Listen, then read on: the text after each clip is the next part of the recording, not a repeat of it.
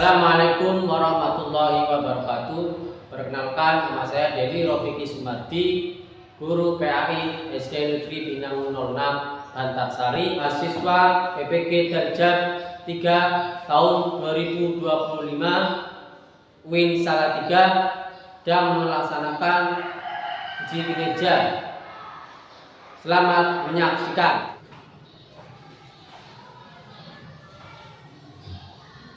Assalamualaikum warahmatullahi wabarakatuh.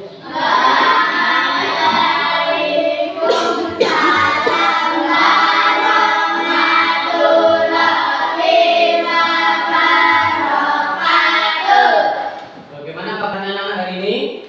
Baik, sehat, semangat, yes. Oke, terima kasih. Sebelumnya coba kursi meja dibereskan dulu, dirapikan terlebih dahulu ya.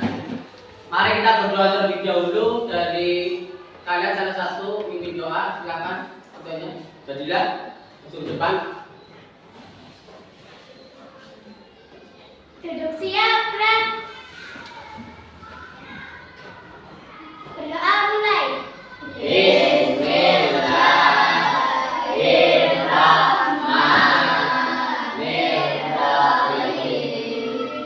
Mari kita mengucapkan Indonesia Raya. Diri gerak.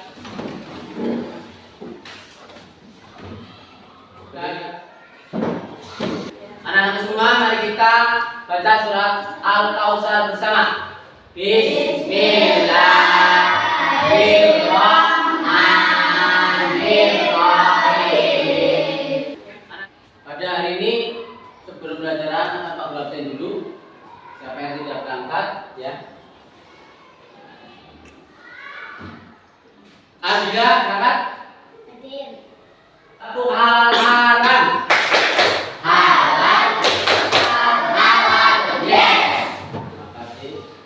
Pada minggu kemarin kita telah melaksanakan pembahasan tentang materi apa anak-anak? Hidup damai dengan saling memaafkan. Benar, hidup damai dengan saling memaafkan. Kita akan bahas tentang hukum halal dan haram. Apakah kalian sering mendengar kata halal dan haram? Sering. Coba, siapa yang tahu tentang halal itu apa? Coba. Saya tahu. Halal adalah segala sesuatu yang diperbolehkan oleh syariat Islam. Sesuatu yang diperbolehkan oleh syariat Islam. Ya, betul sekali. Sedangkan kalau haram, ada yang sudah tahu?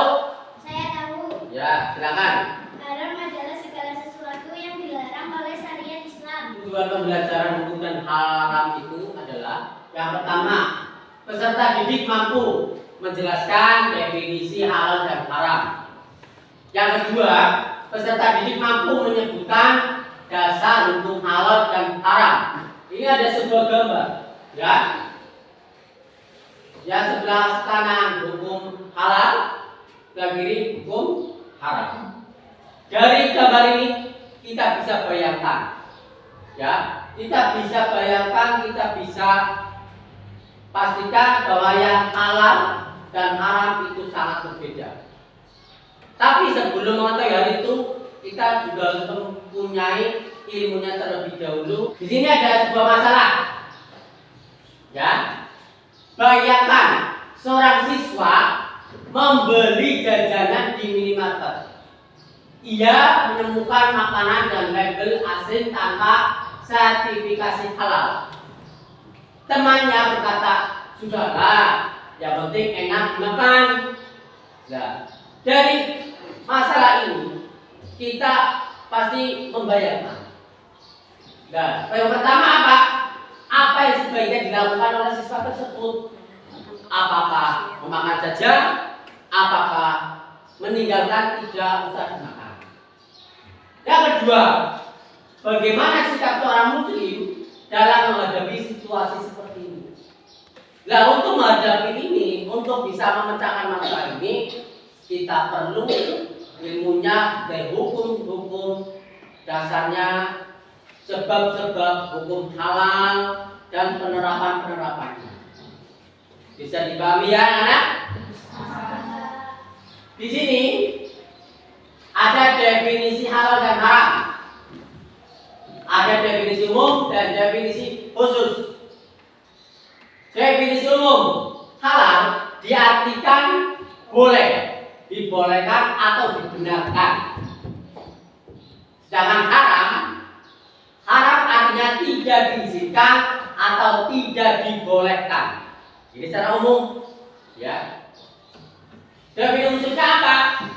Halal adalah segala sesuatu yang diperbolehkan oleh syariat Islam untuk digunakan, dikonsumsi atau dilakukan. Sedangkan haram adalah segala sesuatu yang tidak diperbolehkan oleh syariat Islam untuk digunakan, dikonsumsi atau dilakukan. Dari sini kalian pasti sudah bisa dari gambar tadi yang mana yang halal, mana yang haram. Ya, bisa ya? Ya. Dasar hukum halal dan haram. Yang pertama, bisa kalian lihat Al-Quran. Ya, Al-Quran adalah sumber hukum utama dalam ajaran Islam. Penetapan hukum halal dan haram terdapat pada surat Al-Maidah ayat 87.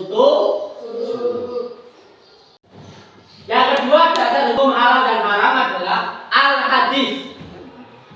Al-Hadis berfungsi menjelaskan hal-hal yang dimaksudkan dalam Al-Quran, menerangkan hukum-hukum yang tidak tersebut secara jelas dalam Al-Quran. Seperti surat An-Nahl ayat 44. Di dalam surat An-Nahl ayat 44 ada suatu keterangan yang perlu dijelaskan.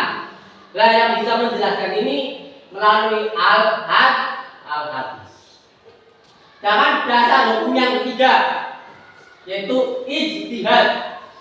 Ijtihad adalah pengerahan segala upaya pengetahuan, kemampuan, terutama kemampuan daya pikir yang dimiliki mujtahid untuk menggali dan menemukan hukum-hukum syariat.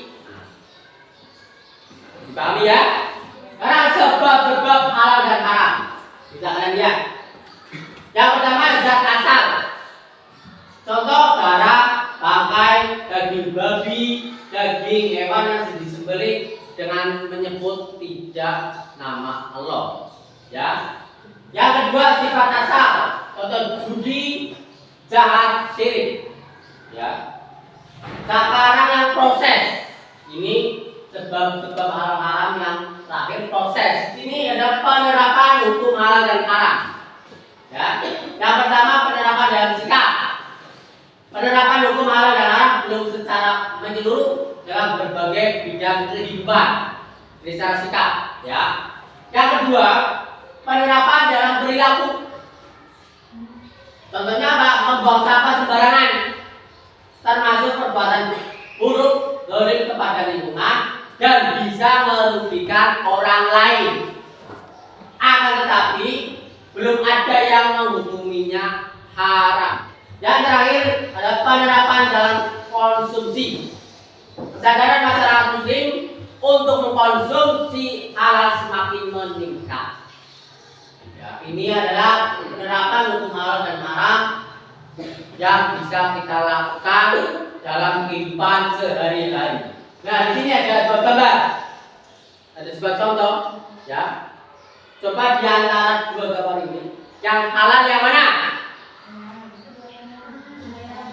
Yang contoh apa itu gambar apa itu namanya? Ayam goreng, ya. Yang haram?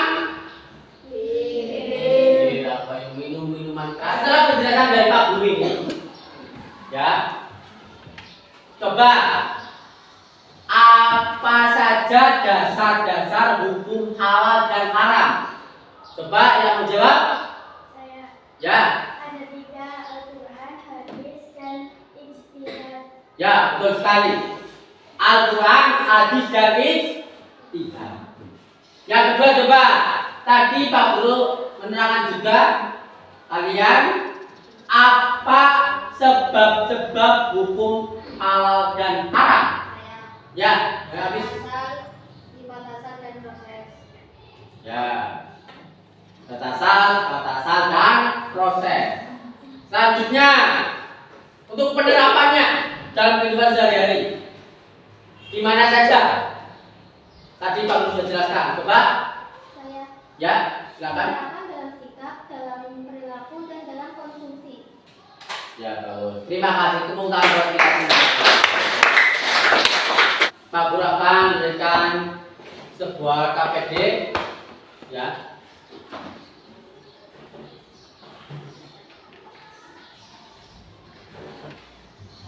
Berkelompok bisa untuk dilihat dari buku LKS. Silakan buku LKS-nya dibuka. Buku LKS dibuka untuk mencari jawaban, mencari sumber apa yang sudah ada di soal tersebut. Ayo silakan ditulis, dibuka sumbernya, dicari, ya. Silakan dicari. Berdiskusi kelompok, dibuka, dicari jawabannya apa. Cari, ya bisa dicari di LKS. Silakan. Ada cerita apa tidak anak-anak? Tidak, ya bagus.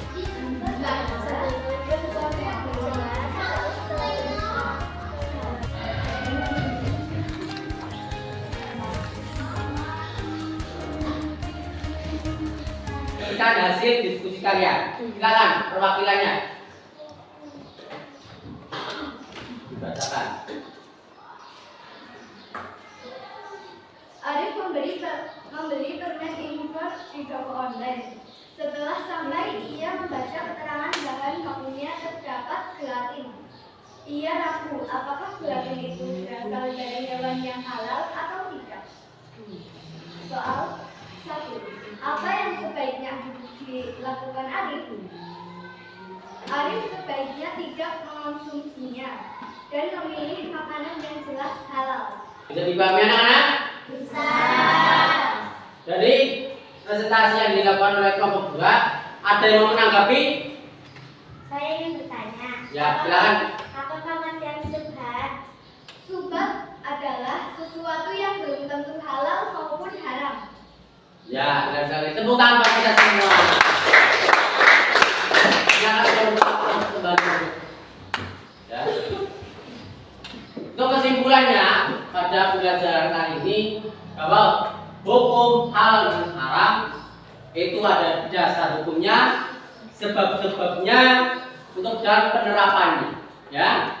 Jadi agar kita tidak terjebak dengan hukum haram atau makanan yang haram atau perbuatan yang haram, kita harus mengetahui hukum-hukumnya, dasar-dasarnya, dan sebab-sebabnya. Ya, setelah Pak Guru menjelaskan tadi, ya, dengan materi hukum halal dan haram, apakah kalian sudah bisa membedakan halal dan haram?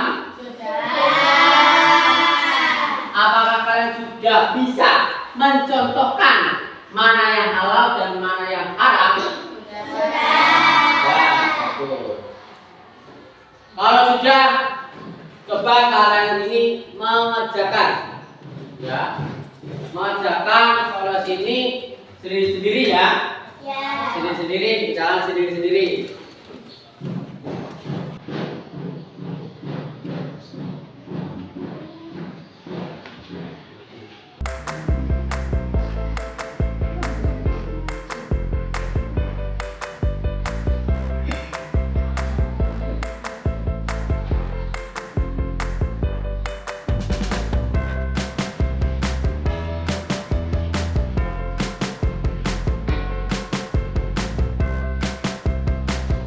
Apakah sudah selesai anak? Sudah, ini jawabannya Pak Guru. Cek kembali ya. Coba. Ya, hasilnya sudah jadi. Nilainya bagus-bagus 100 semua ya. Pak Guru kembalikan ke yang punya. Bila Nani, ini berarti pembelajaran sudah selesai. Ya, terima kasih. sudah mengikuti dengan baik, dengan tenang. Dan untuk minggu depan pembelajarannya yaitu jasa Khulafaur Rasyidin untuk dunia. Ya. Untuk minggu depan jasa Khulafaur Rasyidin untuk dunia. Doa silakan dipimpin oleh salah satu dari kalian. Ketua kelas silakan memimpin doa. Duduk siap, gerak. Berdoa mulai.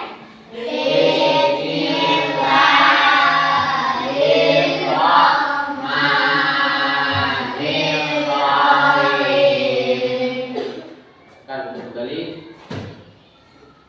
Dan dari Pak Guru ya, ada kata Assalamualaikum warahmatullahi wabarakatuh.